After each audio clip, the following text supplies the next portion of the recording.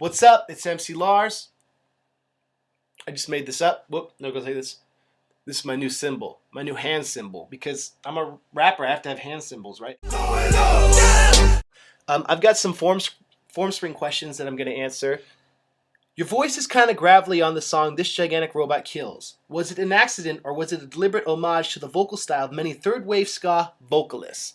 I was up really early and I didn't have any water, so my voice was very tired and I was kind of stressed because I was in this studio I'd never been, and it was kind of I don't know, I was stressed out. So you hear that in my voice. So it's kind of like, Billy built a robot in his parents' garage. I'm kind of holding back. If I could re-record it, I would. And, I usually try to come with the more hard punk sound. But it's interesting you notice that. I've always noticed that. But they say, was it an homage to the vocal style of many third wave ska vocalists? Well, yeah, like the Mighty Mighty Boss Tones, that guy's voice is mad gravelly. So maybe it was an homage. So I did it on purpose. Peace. Do you find it odd that you call nerdcore racist, but you still call ICP one of your inspirations? I don't think nerdcore is racist as a genre. I think that you need to dig deep and listen to the hip-hop's roots so you have a perspective on hip-hop that isn't just one subgenre that is very far removed from the originators. ICP, I don't think they're racist. I just think they're very theatrical and they use a lot of things kind of like Kiss did to get their message across and inspire kids with this weird, awesome story. So no, I don't think that it is odd. What happened between MC Chris and you?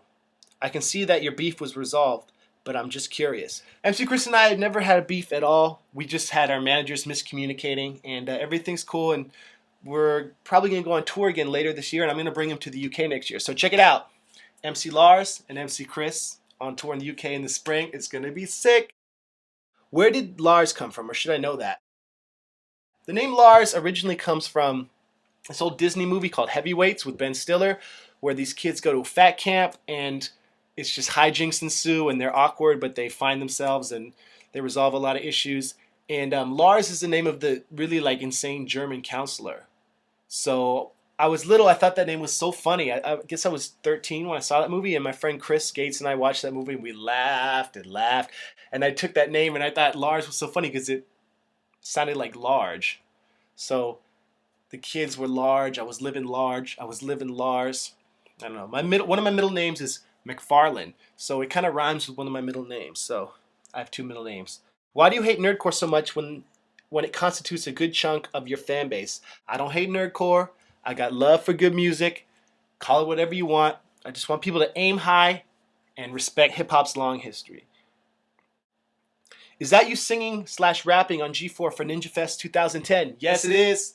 They have me do some raps to advertise their event. You can hear the raps on G4 right now. The Truck Festival in Oxford was awesome this year. The only thing it was missing was some post-punk laptop rap. Any chance you will be appearing in the future? I used to do Truck Festival. Truck Records was the label in Oxford that signed me back in 2003 when I was studying over there and getting in the scene. And then for 3 years I did their festival. I even flew over there for a weekend while I was finishing college, the summer of 2005. Truck Records, though, has undergone a lot of changes. The original people who signed me all left. It was kind of reclaimed by this band Gold Rush, which was a crew of dudes who from Oxford who did some kind of folky indie stuff. They kind of reclaimed the label, and so for me to do Truck Fest, they'd have to fly me out or would have to be part of a bigger UK tour. So the festival doesn't have as much funding as it used to have, which is why I haven't done it. But I would. I got love for Oxford, and Truck Festival is dope. It's one of the dopest festivals in the UK. When did you become Christian, and will it have an effect on the lyrical content of Lars Attacks? When I was young, I was raised Episcopalian, and my parents would take me to church every Sunday forever. And the Episcopal Church is cool because it's really liberal and accepting, and there can be gay priests, and the priests can marry, and blah, blah, blah. It's not the judgmental fire and brimstone Christianity that people associate with the word Christianity. But then I got older and I went to some camps and some fundamentalist camps, and they were kind of like, you have to accept Jesus into your heart or you'll die, blah, blah, blah, blah, go to hell, blah, blah, blah. And I just didn't like the judgment. And I was like, well, how can there only be one perspective? Can't you take elements of Christianity and other philosophy and build your own religion? So in high school, and in early part of college, I went through a long period where I was totally hardcore atheist, like I didn't believe in the idea of God or anything like that. And then I got older, and there were too many coincidences in my life, and too many things I read and saw, and people I met, and places I went, and connections I found to make me realize that there's got to be some sort of higher power, some sort of something. It's not just like we're not just atoms dancing on the earth randomly.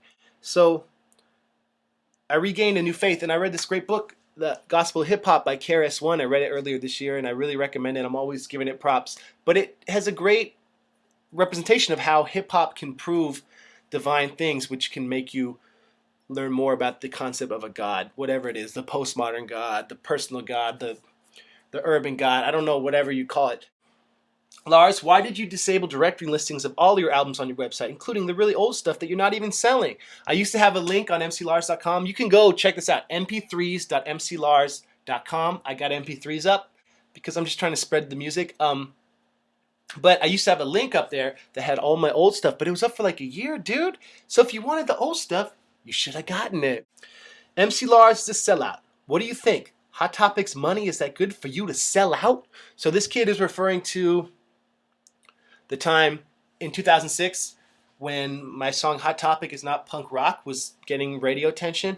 And Hot Topic made this display where they listed everything I had in the song. So like, whatever, the stuff all stacked in a pyramid. And at the top was an MC Lars shirt. And in order to do the display, they wanted to license my shirt. So they called me and they're like, dude, we'll give you $6.5 grand if you let us sell shirts with your logo on it. And I thought about it. And first I was like, no, that's like a horrible idea because I'm criticizing them and I'd be making money off this corporation I'm calling out. But I was like, okay, cool. If you do that, you got to put on the back, Hot Topic Is Not Punk Rock, and sell that shirt. Basically, they were going to pay me to make fun of them. And they were going to promote my brand. So I was like, all right, it's a funny story. So I took that money and I ran. I said, peace. So anyway, this has been another Real Talk with MC Lars. Go to formspring.me/MCLars. Submit your questions for next time.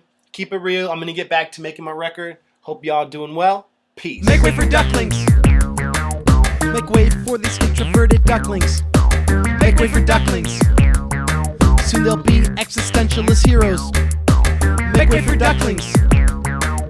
Make way for these introverted ducklings.